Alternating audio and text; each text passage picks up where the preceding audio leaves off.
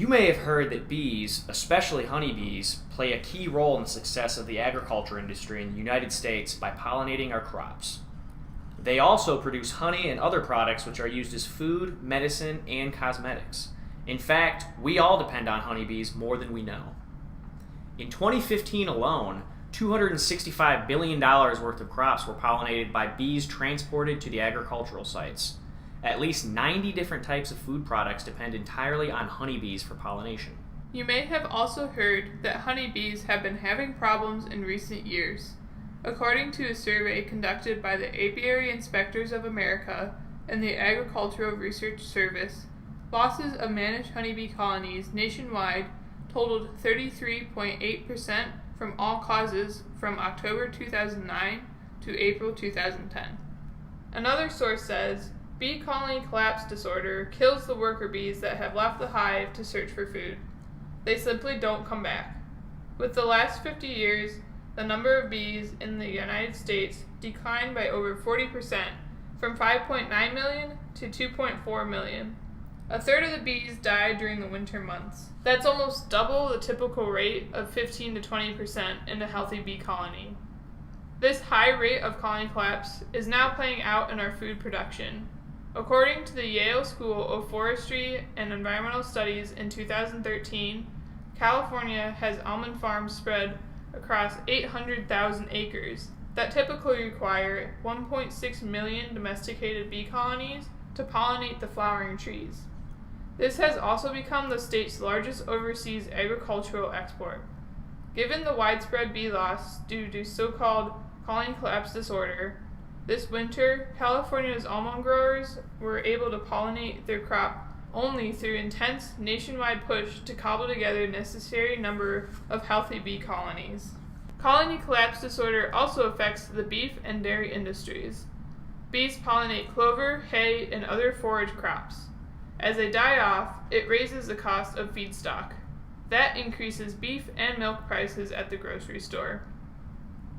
Another issue that comes with bees is some people don't want to solve the issues and change their own behavior when taking care of the hives. Instead, they want to fix these environmental problems with technology. Some researchers are proposing the use of robotic worker bees to replace honeybees in order to continue to pollinate the many crops we produce today. This may be one solution to the problem, but who wants to live in a world where robots replace many living things? Also, robotic bees will only be able to pollinate initially and not produce any honey. We believe that we need to learn to fix the underlying problems we've created instead of waving them away with technology. We like to think it would be a better idea to focus more on preventing the bees from dying out as opposed to just jumping directly into replacing bees with machines. Colony collapse is a multifactorial issue. Bees are having problems on many fronts, including neonicotinoids, a chemical substance used in pesticides which is related to nicotine, habitat loss, lawn chemicals, and a number of other contributing factors. Bees are also having an issue with two types of mites, which is what we wanted to focus our research on. We wanted to help the bees because if nothing changes, we might not have them anymore. By addressing just one piece of the puzzle, we hope to increase the chance for hive survival in future seasons. How is it that these hives are contracting and sharing the mites? Every year, about 70% of our pollinating bees in the U.S. are shipped to one area of California in order to pollinate almond trees. The meeting of all these hives is called hive congregation. After the season is over, the original 30 billion bees that were shipped to California in the beginning of the summer have reproduced and now number roughly 80 billion bees. After the pollination period, the hives are made ready for transport back to their homes where they either survive the winter or collapse. The process of moving the hives across the country is stressful for the bees and is also a major contributor to the spreading of mites among the hives. This also ends up spreading mites to hives once the bees return back from California. Mites are problematic not only because they can carry viruses, but once mites have infested a hive, mite removal is difficult without the use of harmful chemicals. By re-envisioning and redesigning the beehive itself using biomaterials such as hemp, zebra mussel, and natural mint oil, we hope to be able to avoid harsh chemicals and robotic worker bees. Our design targets two of the most problematic species of mites threatening the bees. The first mite that we studied was the Varroa destructor. Varroa destructor mites are an external parasite that attaches itself to the bee's body and drinks the bee's blood. It can also transmit a multitude of viruses. After the adult female is fully grown and filled with hemolymph, it drops off the host bee and lays its eggs on bee larvae within the brood pod. As the Varroa mite grows, it cripples the bee larvae development, and eventually the mite is released into the colony and the cycle starts over again.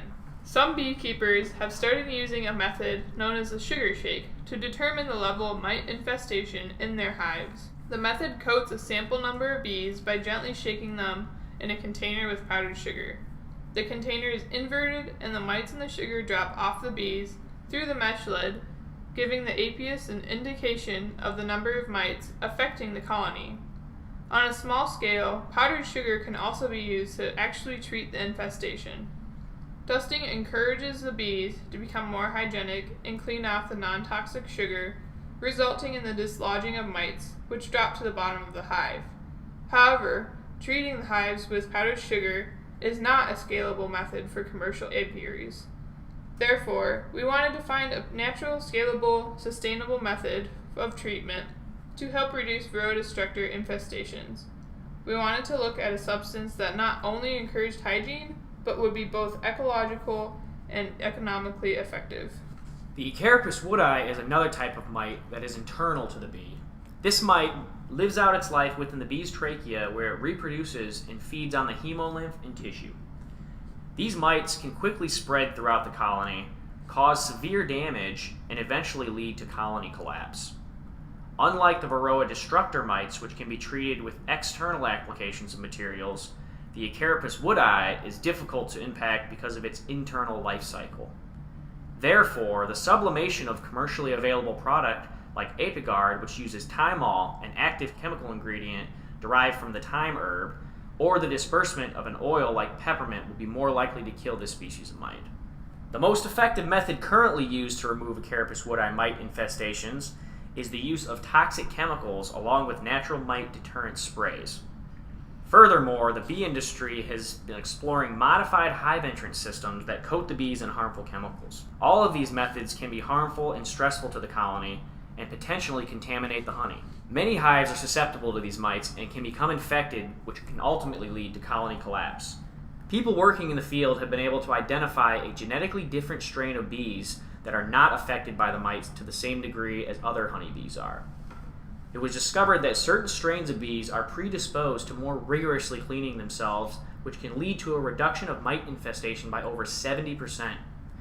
The hives inhabited by these intensely tidy bees did not collapse because of the level of hygiene practiced by the bees. This interesting bee behavior was labeled Varroa-sensitive hygiene, or VSH. Scientists have determined that it is actually a genetic trait in certain queens that can be passed on to the offspring and results in some worker bees tending to the hive more often, identifying and removing mites, keeping the hive healthy. Unfortunately, because of the time spent on cleaning the hive, this particular strain of bees produces much less honey. And after learning about this focused bee behavior, we asked ourselves, how can we take advantage of this trait and encourage increased hygienic behavior in other colonies? Our solution was to redesign the beehive to set the stage for increased hygienic behavior on the part of the honeybee by using biomaterials. We have designed 2 new components that will be incorporated into a standard Langstroth beehive. We decided to fit our beehive with a brush made of natural hemp fibers attached at the lighting board. The bristles will be coated in zebra mussel powder, which will dust the bees as they enter and exit the hive. This method would be better than using Varroa-sensitive hygiene bees because our brush would allow the bees to still produce the same amount of honey, since it would only be needed during pollination in the summer. We met with a local beekeeper in Michigan, Jared Deindorfer, and after discussing our idea with him, he assured us that the bees will not have any issue with a slightly modified entrance. At the entrance of the hive, a hemp fiber brush will hang above the alighting board, just high enough to rub against the bees and deposit zebra mussel powder as they fly in and out of the hive. The powder will be harmless to the bees and will encourage the bees to groom themselves more frequently, effectively emulating what the hygienic bees do to significantly reduce mite infestation rates. We decided to use hemp fiber for our brush because hemp is not only durable and easy to grow, but it can also be used as an organic replacement for many plastics. According to the Hemp Business Journal, the industry is expected to grow from about 1.2 billion a year in 2018 to roughly 1.8 billion by 2020. This means that there will be plenty of hemp fiber available for manufacturing our brushes. Zebra mussels are an aquatic invasive species that have been in Lake Erie since the 1980s. The zebra mussel is native to Eastern Europe and Western Russia and was introduced through ballast water in ocean-going ships.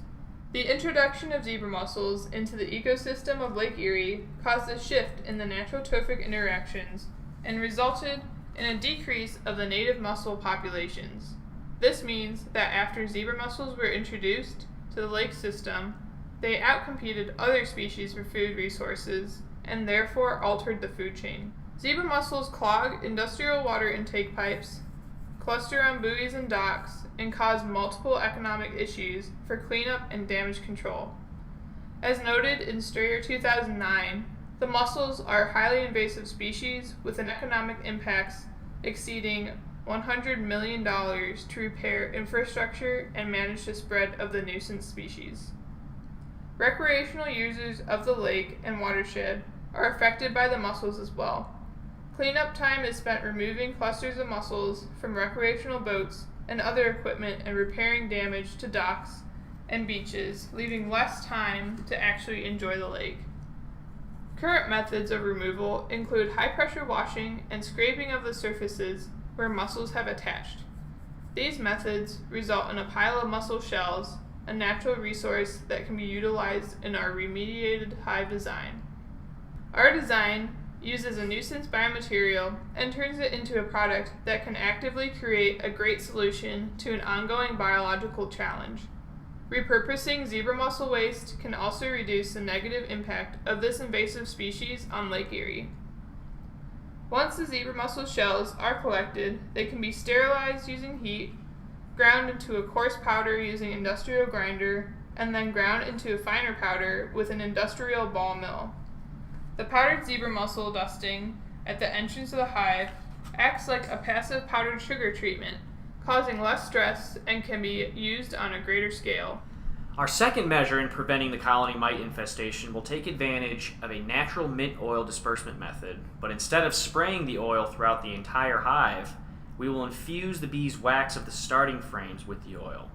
This method is designed to be a more accurate way to focus on the real area of concern with varroa mite, which is where the mites actually reproduce in the brood pods.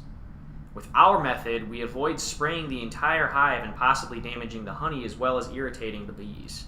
Our hive as a whole is flexible and can be modified to go into an already existing hive.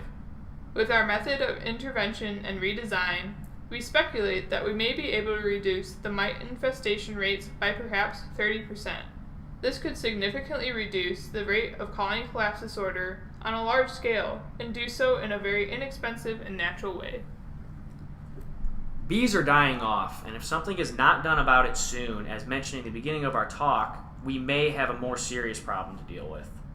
We hope that our hive modifications will be a successful two-pronged solution in reducing mite infestations, and even though these may not be the only solutions needed to restore bee populations, it's definitely a step in the right direction to create a more sustainable and robust hive for future colonies.